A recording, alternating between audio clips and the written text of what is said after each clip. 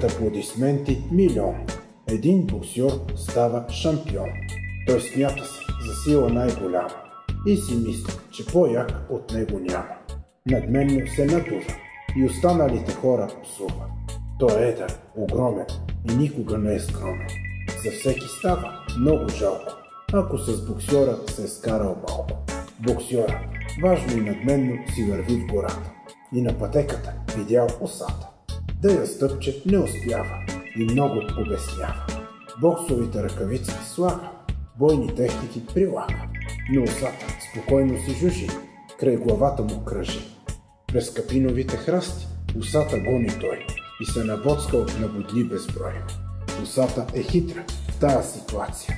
Тя лети към бодливата акация. Сюмруци осата не намира, ръкавици в акацията раздира. Осата лети край бодлива тел и боксьора неусетно в нея се заплел. В тази гонитба боксьора губи сили. Накрая по темето осата го ожили. Той много се мръщи и си ходи вкъщи. Дълго псува под сурдинка, защото го е победила дребна животинка. Ихихе!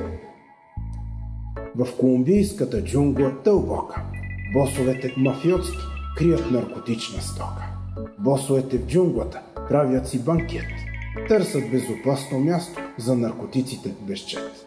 Босовете гледат нощното небе и в Марс се взират.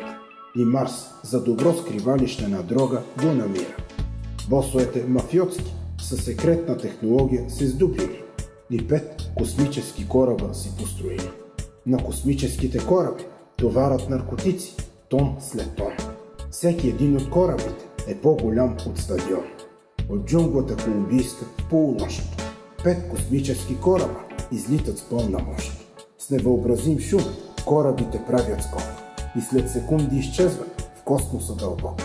На корабите има дрога над 1000 тона и за 300 мафиота в космоса почва се купона. До Марс мафиотите 4 месеца летели, през целия път се смели.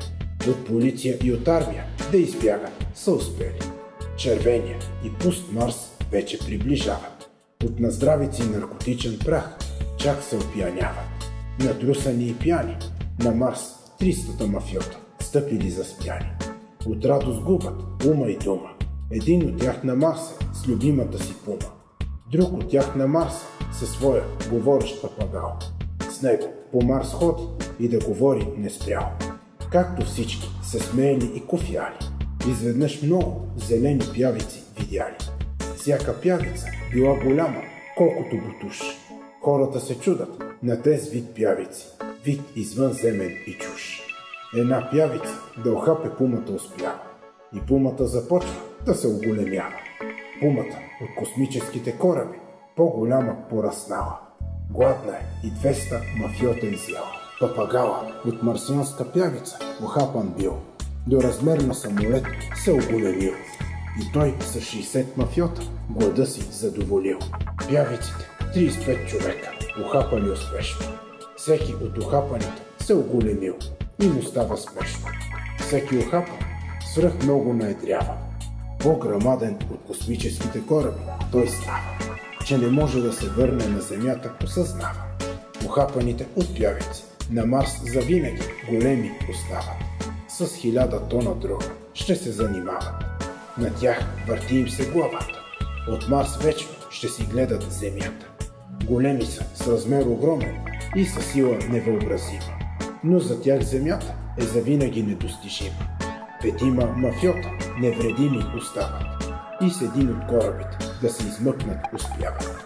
Мафиота Ларс с голям варел няколко марсиански пявици е взел. Космическия кораб след 4 месеца в полет Колумбия се връща и каца до една мафиотска къща. Мафиотът Ларс в къщи в басейна отглежда пявици зелени и като бутуш големи. Дълго време с тях нямало проблеми.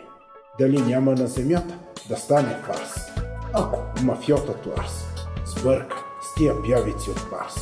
Ихихихе! Муха клептоман засели се в махалата. Какво да прави? Търси нещо да си открадне бурката. Намери си една хралупа и откраднатите вещи в нея трупа. Веднъж перла грамадна. От един баровец тя открадна. Друг път тя взе сребърно манисто от бижутера Христо. На никой не беше минало през ум, че мухата ще отмъкне и парфюм, а после малко злато от семейство богато.